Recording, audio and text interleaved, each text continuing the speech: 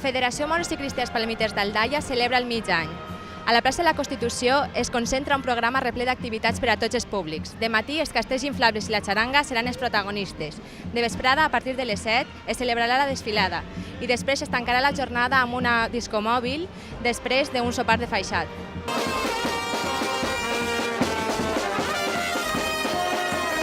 Conta'ns en què consisteix un poc la jornada d'avui. El evento de hoy es el Michan Fester, en la cual pues estamos todas las comparsas de Aldaia.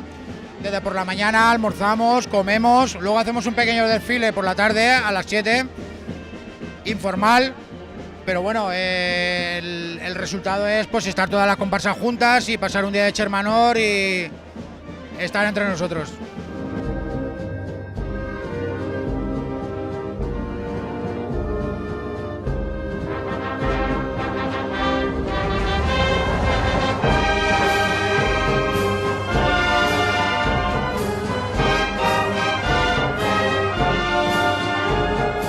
Què representa per a Aldaia la festa de moros i cristians?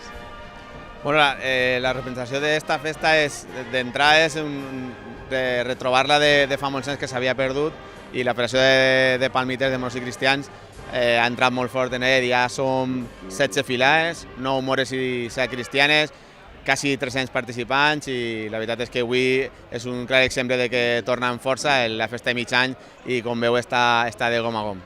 Com a alcalde és una satisfacció, sobretot perquè ho hem dit moltes vegades, les festes en Aldaia les fa la gent, els col·lectius, en aquest cas els moros i cristians. A mi, especialment com a alcalde, em fa goig que sigui la pròpia gent la que dinamitza l'activitat social, cultural, en aquest cas festiva, i per tant és una satisfacció.